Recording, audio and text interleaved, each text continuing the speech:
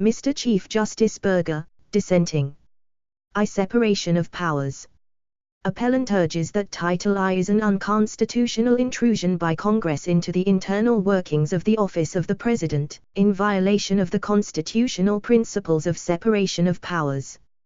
3 reasons support that conclusion. The well-established principles of separation of powers, as developed in the decisions of this court, are violated if Congress compels or coerces the President, in matters relating to the operation and conduct of his office. Next, the Act is an exercise of executive not legislative power by the legislative branch. Finally, Title I works a sweeping modification of the constitutional privilege and historical practice of confidentiality of every chief executive since 1789. As a threshold matter, we should first establish the standard of constitutional review by which Title I is to be judged. In the usual case, legislation challenged in this court benefits from a presumption of constitutionality. But where challenged legislation implicates fundamental constitutional guarantees, a far more demanding scrutiny is required. For example, this court has held that the presumption of constitutionality does not apply with equal force where the very legitimacy of the composition of representative institutions is at stake. Similarly, the presumption of constitutionality is lessened when the court reviews legislation endangering fundamental constitutional rights, such as freedom of speech, or denying persons governmental rights or benefits because of race. Long ago, this court found the ordinary presumption of constitutionality inappropriate in measuring legislation directly impinging on the basic tripartite structure of our government. In Kilburn v. Thompson, 1880, Mr. Justice Miller observed for the court that encroachments by Congress posed the greatest threat to the continued independence of the other branches. Accordingly, he cautioned that the exercise of power by one branch directly affecting the potential independence of another should be watched with vigilance, and when called in question before any other tribunal, should receive the most careful scrutiny. Our role in reviewing legislation which touches on the fundamental structure of our government is therefore akin to that which obtains when reviewing legislation touching on other fundamental constitutional guarantees. Because separation of powers is the base framework of our governmental system and the means by which all our liberties depend, Title I can be upheld only if it is necessary to secure some overriding governmental objective, and if there is no reasonable alternative which will trench less heavily on separation of powers principles. Separation of powers is in no sense formalism. It is the characteristic that distinguished our system from all others conceived up to the time of our Constitution. With federalism, separation of powers is one of the 2 great structural principles of the American constitutional system. In pursuit of that principle, executive power was vested in the President. No other offices in the executive branch, other than the presidency and vice presidency, were mandated by the Constitution. Only 2 executive branch offices, therefore, are creatures of the Constitution. All other departments and agencies, from the State Department to the General Services Administration, are creatures of the Congress and owe their very existence to the legislative branch. The presidency, in contrast, stands on a very different footing. Unlike the vast array of departments which the President oversees, the presidency is in no sense a creature of the legislature. The President's powers originate not from statute, but from the constitutional command to take care that the laws be faithfully executed. These independent, constitutional origins of the presidency have an important bearing on determining the appropriate extent of congressional power over the chief executive or his records and work papers. For, although the branches of government are obviously not divided into watertight compartments, the office of the presidency, as a constitutional equal of Congress, must as a general proposition be free from Congress coercive powers. This is not simply an abstract proposition of political philosophy, it is a fundamental prohibition plainly established by the decisions of this court. Consistent with the principle of non-coercion, the unbroken practice since George Washington with respect to congressional demands for White House papers has been, in Mr. Chief Justice Taft's words, that while either House of Congress may request information, it cannot compel it. W. Taft, The Presidency 110, 1916. President Washington established the tradition by declining to produce papers requested by the House of Representatives relating to matters of foreign policy. To admit, then, a right in the House of Representatives to demand and to have as a matter of course all the papers respecting a negotiation with a foreign power would be to establish a dangerous precedent. 1. Messages and Papers of the Presidents 195. In noting the first President's practice, this court stated in United States v. Curtiss-Wright Corporation, 1936, that Washington's historic precedent was a refusal the wisdom of which was recognized by the House itself and has never since been doubted. This presidential prerogative has not been limited to foreign affairs, where, of course, secrecy and confidentiality may be of the utmost importance. W. Taft, The Presidency. Part of our constitutional fabric, then, from the beginning has been the President's freedom from control or coercion by Congress, including attempts to procure documents that, though clearly pertaining to matters of important governmental interests, belong and pertain to the President. Moreover, it is not constitutionally significant that Congress has not directed that the papers be turned over to it for examination or retention, rather than to GSA. Separation of powers is fully implicated simply by Congress mandating what disposition is to be made of the papers of another branch. This independence of the three branches of government, including control over the papers of each, lies at the heart of this court's broad holdings concerning the immunity of congressional papers from outside scrutiny. The Constitution, of course, expressly grants immunity to members of Congress as to any speech or debate in either house, yet the court has refused to confine that clause literally to words spoken in debate. Congressional papers, including congressional reports, have been held protected by the clause in order to prevent intimidation of legislators by the executive and accountability before a possibly hostile judiciary. To preserve the constitutionally rooted independence of each branch of government, each branch must be able to control its own papers. Title I is an unprecedented departure from the constitutional tradition of non-compulsion. The statute commands the head of a legislatively created department to take and maintain custody of appellants' presidential papers, including many purely personal papers wholly unrelated to any operations of the government. Title I does not concern itself in any way with materials belonging to departments of the executive branch created and controlled by Congress. The court brushes aside the fundamental principle of non-compulsion, abandoning outright the careful, previously unchallenged holdings of this court.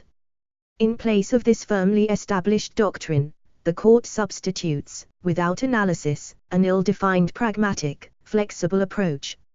Recasting, for the immediate purposes of this case, our narrow holding in United States v.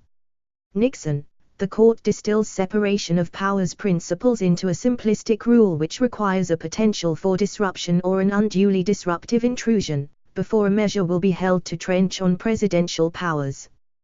The legislation is also invalid on another ground pertaining to separation of powers. It is an attempt by Congress to exercise powers vested exclusively in the President, the power to control files, records, and papers of the office, which are comparable to the internal work papers of members of the House and Senate. The Constitution does not speak of presidential papers, just as it does not speak of work papers of members of Congress or of judges. But there can be no room for doubt that, up to now, it has been the implied prerogative of the President as of members of Congress and of judges to memorialize matters, establish filing systems, and provide unilaterally for disposition of his work papers. Control of presidential papers is, obviously, a natural and necessary incident of the broad discretion vested in the President in order for him to discharge his duties. Finally, the Act violates principles of separation of powers by intruding into the confidentiality of presidential communications protected by the constitutionally based doctrine of presidential privilege. As a constitutionally based prerogative, presidential privilege in use to the President himself, it is personal in the same sense as the privilege against compelled self-incrimination. Presidential privilege would therefore be largely illusory unless it could be interposed by the President against the countless thousands of persons in the executive branch, and most certainly if the executive officials are acting, as this statute contemplates, at the command of a different branch of government. This statute requires that persons not designated or approved by the former president will review all presidential papers. Even if the government agents, in culling through the materials, follow the advisory suggestions offered by the district court, the fact remains that their function abrogates the presidential privilege. Congress has, in essence, commanded them to review and catalogue thousands of papers and recordings that are undoubtedly privileged. Given that fact, it is clear that the presidential privilege of one occupant of that office will have been rendered a nullity. Mr. Justice Rehnquist, dissenting. Appellant resigned the office of the presidency nearly 3 years ago, and if the issue here were limited to the right of Congress to dispose of his particular presidential papers, this case would not be of major constitutional significance. Unfortunately, however, today's decision countenances the power of any future Congress to seize the official papers of an outgoing president as he leaves the inaugural stand. In so doing, it poses a real threat to the ability of future presidents to receive candid advice and to give candid instructions. This result, so at odds with our previous case law on the separation of powers, will daily stand as a veritable sword of Damocles over every succeeding president and his advisers. Believing as I do that the Act is a clear violation of the constitutional principle of separation of powers, I need not address the other issues considered by the Court. My conclusion is based upon 3 fundamental propositions. First, candid and open discourse among the President, his advisers, foreign heads of state and ambassadors, members of Congress, and the others who deal with the White House on a sensitive basis is an absolute prerequisite to the effective discharge of the duties of that high office. Second, the effect of the Act will undoubtedly restrain the necessary free flow of information to and from the present President and future Presidents. Third, any substantial intrusion upon the effective discharge of the duties of the President is sufficient to violate the principle of separation of powers, and our prior cases do not permit the sustaining of an act such as this by balancing an intrusion of substantial magnitude against the interests assertedly fostered by the Act. We are dealing with a privilege, albeit a qualified one, that both the Court and the Solicitor General concede may be asserted by an ex-president. It is a privilege which has been relied upon by chief executives since the time of George Washington. Unfortunately, the Court's opinion upholding the constitutionality of this act is obscure, as to the circumstances that will justify Congress in seizing the papers of an ex-president. A potpourri of reasons is advanced as to why the act is not an unconstitutional infringement upon the principle of separation of powers, but the weight to be attached to any of the factors is left wholly unclear. The Court speaks of the need to establish procedures to preserve presidential materials, to allow a successor president access to the papers of the prior president, to grant the American public historical access, and to rectify the present hit or miss approach by entrusting the materials to the expert handling of the archivists. These justifications are equally applicable to each and every future president, and other than one cryptic paragraph, the Court's treatment contains no suggestion that Congress might not permissibly seize the papers of any outgoing future president. The unclear scope of today's opinion will cause future presidents and their advisers to be uneasy over the confidentiality of their communications, thereby restraining those communications. The Court, as does Mr. Justice Powell, seeks to diminish the impact of this act on the office of the President by virtue of the fact that neither President Ford nor President Carter supports appellant's claim. It is quite true that President Ford signed the act into law, and that the Solicitor General, representing President Carter, supports its constitutionality. While we must give due regard to the fact that these presidents have not opposed the act, we must also give due regard to the unusual political forces that have contributed to making this situation unique. Mr. Justice Powell refers to the stance of the current executive as dispositive, and the Court places great emphasis upon it. I think this analysis is mistaken. The current occupant of the presidency cannot, by signing into law a bill passed by Congress, waive the claim of a successor president that the act violates the principal separation of powers. We so held in Myers v. United States, and only last term we unanimously held in Buckley v. Valeo that persons with no connection with the executive branch of the government may attack the constitutionality of a law signed by the President on the ground that it invaded authority reserved for the executive branch under the principle of separation of powers. This principle, perhaps the most fundamental in our constitutional framework, may not be signed away by the temporary incumbent of the office which it was designed to protect. The shadow that today's decision casts upon the daily operation of the office of the President during his entire 4-year term sharply differentiates it from our previous separation of powers decisions, which have dealt with much more specific and limited intrusions. These cases have focused upon unique aspects of the operation of a particular branch of government, rather than upon an intrusion, such as the present one, that permeates the entire decision-making process of the office of the President. For example, in Youngstown Sheet and Tube Company v. Sawyer, this court held that the President could not by executive order seize steel mills in order to prevent a work stoppage when Congress had provided other methods for dealing with such an eventuality. In Myers v. United States, the court struck down an 1876 statute which had attempted to restrict the President's power to remove postmasters without congressional approval. In Buckley v. Valeo, the court struck down Congress' attempt to vest the power to appoint members of the Federal Election Commission in persons other than the President. To say that these cases dealt with discrete instances of governmental action is by no means to disparage their importance in the development of our constitutional law. But it does contrast them quite sharply with the issue involved in the present case.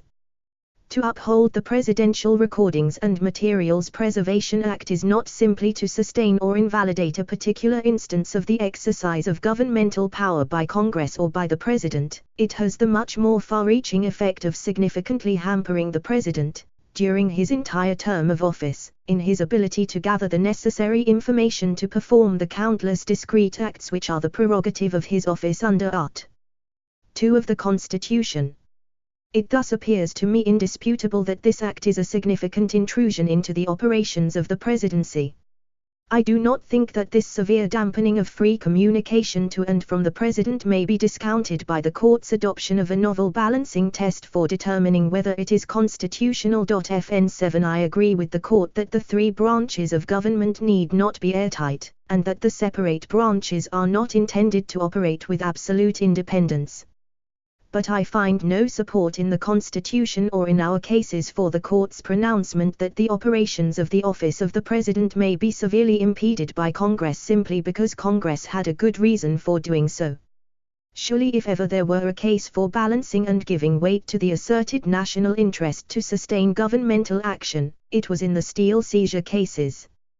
There the challenged presidential executive order recited, without contradiction by its challengers, that American fighting men and fighting men of other nations of the United Nations are now engaged in deadly combat with the forces of aggression in Korea, that the weapons and other materials needed by our armed forces and by those joined with us in the defense of the free world are produced to a great extent in this country, and steel is an indispensable component of substantially all of such weapons and materials, and that a work stoppage in the steel industry would immediately jeopardize and imperil our national defense and the defense of those joined with us in resisting aggression, and would add to the continuing danger of our soldiers, sailors, and airmen engaged in combat in the field. The analysis was simple and straightforward. Congress had exclusive authority to legislate. The President's executive order was an exercise of legislative power that impinged upon that authority of Congress, and was therefore unconstitutional.